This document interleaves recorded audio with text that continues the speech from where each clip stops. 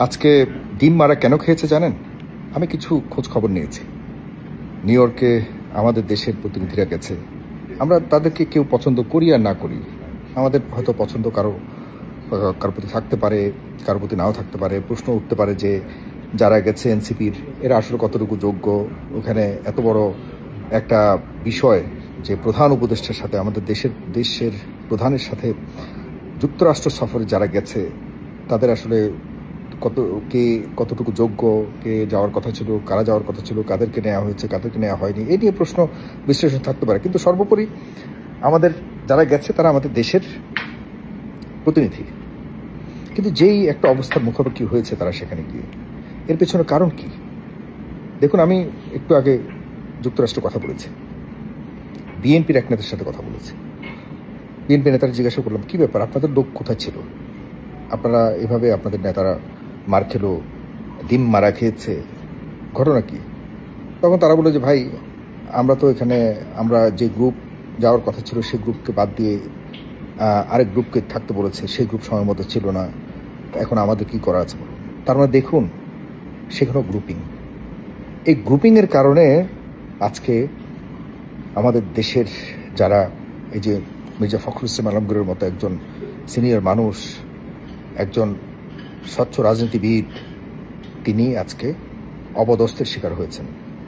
আমি সেই যখন থেকে ঘটনা হয়েছে তখন থেকে বিষয়টি নিয়ে খুব ভাবছি। আমি নিজেকে মানাতে পারছি না এরকম একটা অপমানকর সিচুয়েশনের মুখাপেক্ষি বা ফেস করতে হয়েছে। দেখুন, এত কিছুর পরেও মির্জা ফখরুল ইসলাম আলমগীর একটা বার ওইসব আক্রমণকারীর দিকে তাকায়ও নি। তিনি খুব ভদ্রভাবে চলে গেলেন।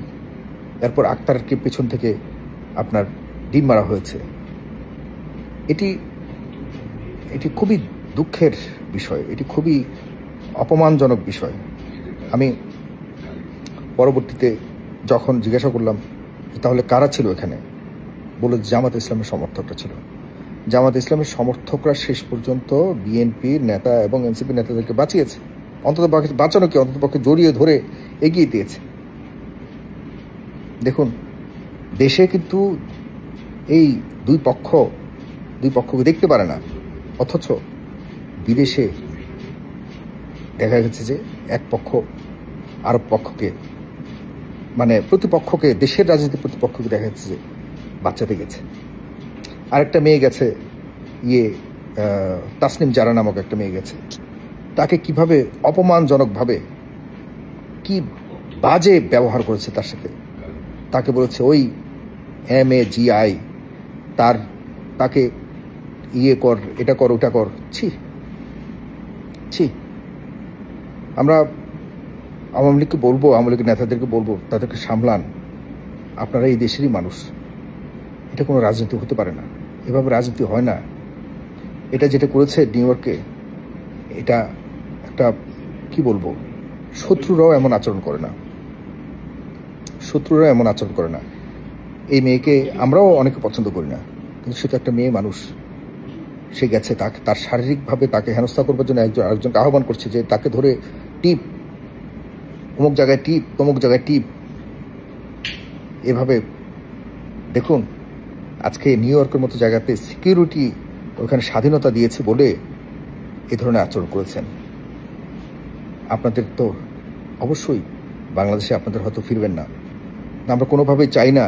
আমরা প্রথম থেকেই একবারের জন্য কোথাও বলিনি আমি ব্যক্তিগতভাবে যে তারা বিগত আমলে বিশেষ করে 24-এ যে আক্রমণ করেছে, অত্যাচার করেছে, অনাচার করেছে, খুন করেছে, এভাবে একটা জেনোসাইড করেছে, তার জন্য তাদেরকে, তাদের পরিবারকে শাস্তি পেতে হবে এমন, বা তাদের পরিবারের উপর আক্রমণ, এমন কথা কখনো মনেও আসেনি। কারণ কখনোই কারো কৃতকর্মের ফল তার পরিবার অন্য কেউ বইতে পারে না, উচিত না এটা। কিন্তু বলুন, শামীম ওসমানকে যখন আক্রমণ করা হলো বা হেনস্থা করা হয়েছে নিউ ইয়র্কে, যেই লোকটা লক্ষ্মীপুরের নোয়াখালীর ছেলে, যে ছেলেটা হেনস্থা করেছে, তার বাড়ি ঘর, তার ভাই বোনকে একদম অপমান করে, মারধর করে, তার বাড়ি ঘর ভাঙচুর করে চুরমার করে ফেলেছে। লন্ডনের মালিক ভাই, উনি কি বলেছে টকশোর মধ্যে, তার বাড়িঘর জ্বালিয়ে দেওয়া হয়েছে। আমি আওয়ামী লীগের ভাইদেরকে বলবো, একই জিনিস কি এখন যারা দেশে আছে তারা কি করা উচিত? করলে কি আপনাদের পরিবাররা ভালো থাকবে? কখনো ভালো থাকবে না। এভাবে হয় না, এই জিজ্ঞাসা নিয়ে রাজনীতি হয় না। প্লিজ আপনারা বুঝুন, সামনের একটি খুব ক্রিটিক্যাল সময় আসতেছে, আমাদের স্পর্শকাতর একটা সময় আসতেছে, সেটা হলো নির্বাচন। এই নির্বাচন কেন্দ্রিক অনেক কিছু ঘটতে পারে।